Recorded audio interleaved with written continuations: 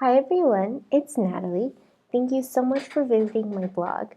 In previous posts, I have mentioned that complex carbohydrates and simple carbohydrates are absorbed into our bloodstream at different rates, which can cause multiple effects.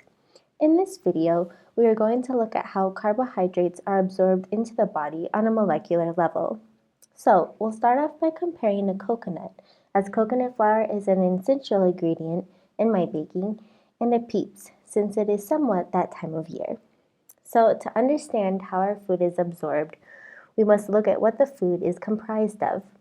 The peeps is mainly made of corn syrup.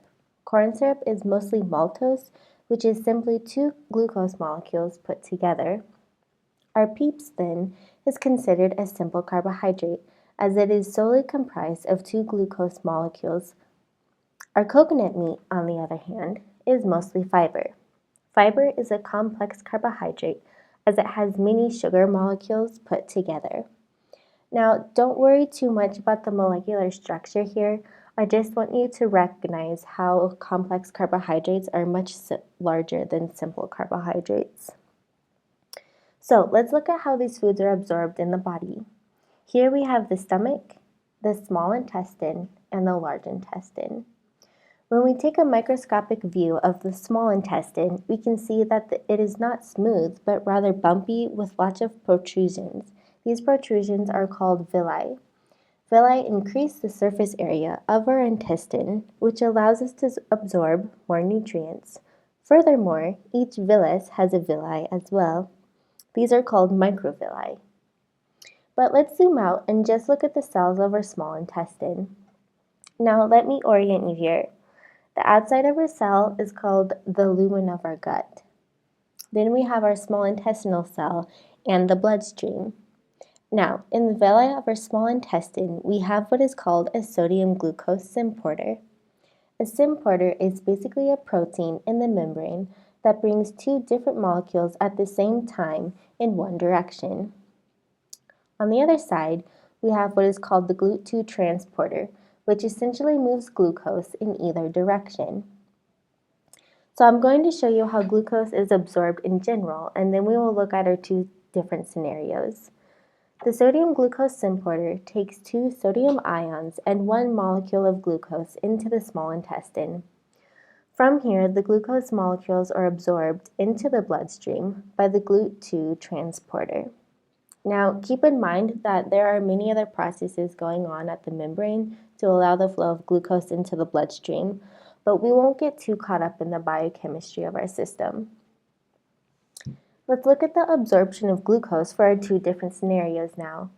When we consume a peeps, a simple carbohydrate, it does not take much time at all for the body to break it down because it is made of two glucose molecules that can quickly be cleaved from one another. This quick breakdown process allows all of the glucose molecules to quickly travel to the small intestine, be taken in through the symporter, and through the GLUT2 transporter into our bloodstream at a fast rate. A raise in blood glucose levels tells the pancreas to produce a hormone insulin. As I have mentioned in previous posts, the hormone insulin tells the body to use the sugar and store the fat. Insulin's primary role is to take glucose from the blood into the cells. During this process, fat is not being utilized and is therefore stored in our adipose tissue. However, when we look at the structure again of a complex carbohydrate, we can see that it will take much more time for the body to cleave off each individual sugar molecule before it can be taken up through the small intestine. As each sugar molecule is cleaved, it travels to the small intestine, is taken up through the symporter, and absorbed into the bloodstream at a much slower rate than if all of the sugar molecules were quickly cleaved and absorbed into the bloodstream like the simple carbohydrate. In this case, blood glucose levels remain fairly steady and insulin is not produced to the extent it is for a simple carbohydrate.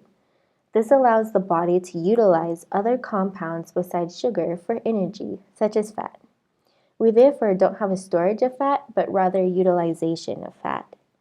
As the body undergoes this process time and time again, it becomes somewhat trained, and much better at utilizing fat.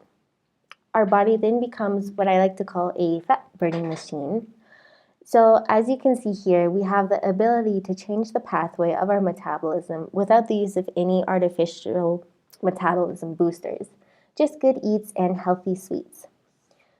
So I hope you found this video helpful, and if you have any questions, please comment below and I will be sure to answer to the best of my ability.